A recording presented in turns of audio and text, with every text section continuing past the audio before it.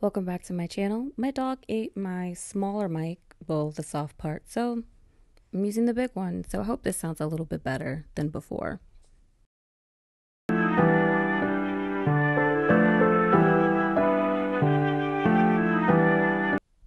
So I'm doing a draw with me and a chat with me, so I'll just be rambling.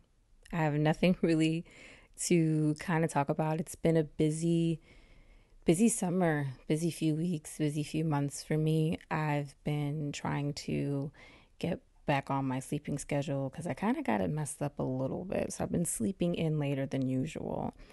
I've been doing a lot of commissions. I've been working on a few and then doing some personal projects like this one. I wanted to try expressions. Don't really play with them too often. I kind of do the dead girl look, well, the dead look.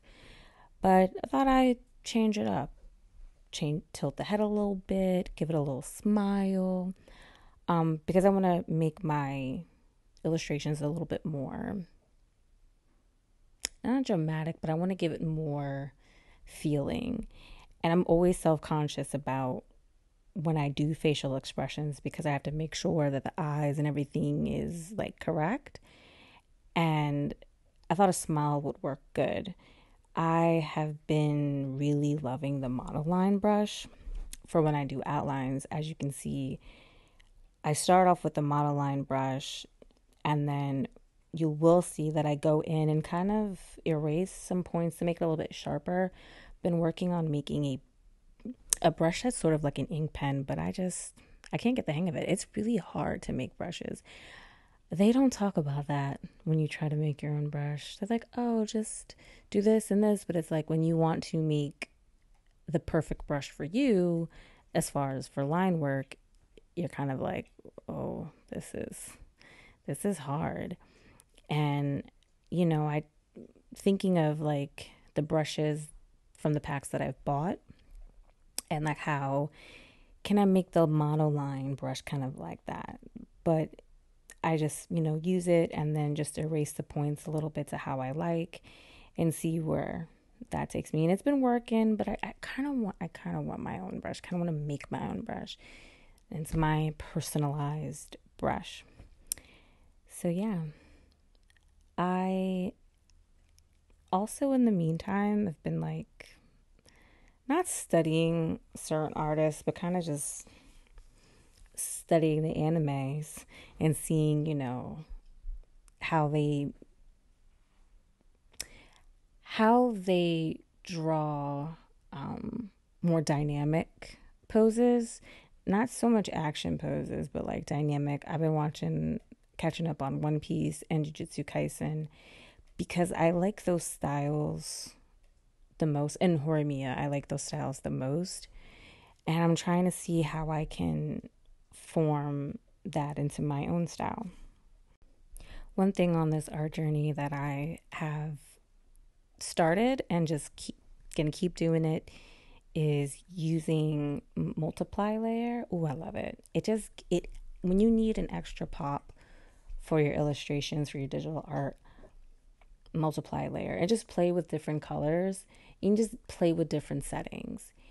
I also have been doing a lot of it's the chromatic abrasion. I think that's what it's called. I don't remember specifically doing it on this one, but I've been doing it a lot on others, and it all depends. I will sometimes use it on the shadow. So when I make shadows, I don't sometimes I will do a different tone of the skin tone or the tone of like the clothes, but mostly I'll take like a purple and then I used to do multiply, not anymore. I do darken. It's still slightly purple, but a different shade. I turn that opacity down. I double it. And I think I did it here. And when we get back to that, I'll repeat this again. Um, and the shadow part underneath, I blur a little bit. And it just adds like an extra pop. Hair still is one of my biggest insecurities. I'm trying to make it unique to my style. while also showcasing, Afrocentric features in hair and textures. I change it from time to time. I've also feel like sometimes it really doesn't matter. Um, it just depends on what type of hair type I want to portray. If is it 4C, then I'll do it one way. If it's like a mix of kinky cool, I'll do it another way and just go from there. I'm not going to buy a brush that does hair. I don't knock nobody who does. I just don't want to. I want to have my own flair, not just in the face and the way I do clothes or the way that I color, the way that I render, but also the way I do hair. Like, I want things to be distinct to my style. And that's what I've been working on also in the midst of doing commissions. When I do my commissions, I keep it to the style that you see here, relatively. Like, I keep it to that. And I don't really experiment too crazy. I don't get too extra. But when I'm doing personal projects and I'm trying to experiment, I will do whatever. And the next commission I get, I'll add that in. So like each time I learn something new, I add that into the next commission that I do. And if you hear that sound, that's my dog drinking water. I don't know. It sounds really loud right now, but I don't know if you can actually hear it. And there's no actual story behind the inspiration of this drawing. I just wanted to draw some clothes, but like also a unique character. And I thought a vampire would be pretty cool. That's in like a nun-ish garb with a cross. I was going to jazz up the cross, but I'm still in that mode of my style is still relatively like simplified. And that's kind of what I'm trying to work towards is even though I use simple lines, simple like shading and rendering, and even like when I go in and add little effects here and there with different tools, I still relatively like the simplicity of just there's not too much going on. I do like artists that make very another word is not powerful, but like make really like beautiful illustrations, like portrait illustrations, where it's like you got all these, brush strokes and pen strokes to showcase like features and things. I like that for other people, but for me, it doesn't work for me. Like it's just I've noticed when I've copied quote unquote other artists that what works for them does not fit my style. And there are styles that I have been able to successfully copy and integrate into my own work, and it works. But like anything like extra complicated, yeah, no.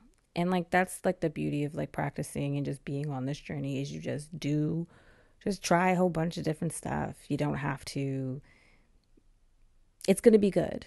And if you're worried about getting commissions and not being all that good, don't worry about that because I don't think I'm as good as I can be and where I need to be. And I still am able to get commissions and, people like my work. I like my work. Also, something I've decided to do to just help and when I need to take like a break from the iPad, I've been doing some traditional art, mostly just painting. Sorry, something scared me out the corner of my eye there. Painting and just seeing what type of paints I like to use, what kind of techniques. I really know nothing about painting. So if anyone knows anything about painting, I'm using acrylics right now. And I think I'm going to stick with that. But if you have any tips, please leave them in the comments below because I don't know what I'm doing. I'm just doing whatever. And I hope that it works. And again, it's just like also to give me like a nice break from like everything. Because the thing about it is when you do art every day, when you draw every day, which is I do, even if it's for 10 to 30 minutes, inspiration's not always there. I'm not always making these big, illustrations. I'm not always doing portrait illustrations. I'm drawing things like eyes, hands, and that is the year. This is the year of the hands. I will be practicing hands like it's nobody's business because, yes, portrait illustrations are my comfort zone, but I kind of want to step out of that just to show some diversity in my artwork. And just to get better at it because, it's a real annoyance to not know how to draw hands, to kind of hide behind. I know when I do portrait illustrations, I'm hiding behind that. So I don't have to do an actual full body. I don't have to do hands. But I do. And if you do only like to do portrait illustrations and that's what you want to do, honestly, go for it. I just like to make my life challenging. But there's a lot of artists out there who mostly do portrait work, whether or not I think that is what they do. They get clients and the clients want portraits. If that's what you want to do, go for it. No need to stress yourself like I like to stress myself. It's what you want to do and what you like to do. And as you know, Pinterest is your friend. I'm always on Pinterest just so I can get an idea of certain things. So like I said before in the beginning, I will talk about the shading. So I wanted to do shading, but I wanted to do it the right way. So I have some references here, and then I just go in and I cleaned it up a bit. And this is the first layer. So I did this. It's the darkest purple, and then I put it on darken. That was the layer that I put it on, and then I just lowered the opacity, and I just cleaned it up. Clean it up a bit to make it make sense, to make it fit if there was a light source over there. That's what I did. And I double it, shape, blur the bottom, and then that's kind of how I did it. And then to be extra, I did like a highlighted line on the other side. I've seen artists do it. I don't know why they do it. I like that they do it. It looks nice to me. The one thing that I want to do that I cannot for the life of me wrap my head around is, and I should have put like a visual to help you understand, but certain illustrations that have like, it's like the outline is like super white and super like glowy, and I don't know how people do that. And sorry, that's my dog again. In the event he decides he wants to argue with the dogs next door, I'm actually just gonna finish this up because he's having a moment. But yes, I want to try and do that lighting technique. I have yet to find an artist to explain that. Maybe I should look for some videos on Skillshare or Udemy. But yeah, I really had a lot of fun doing this, and I kept it simple and I kept it cute. And for the hair, I just did whatever felt right as far as giving it more detail and giving it the appearance of curly, but it doesn't have like the full detailed designs of curly hair. Sorry this took 2 weeks. Sorry it took 2 weeks. I'm going to finish this up because he's going to start up again. But yeah, hopefully this won't take another 2 weeks. I'll be a little bit better with posting weekly. Don't trust me on anything because, again, if I need a break, I'm going to take a break, and that's what's most important. Always take care of yourself.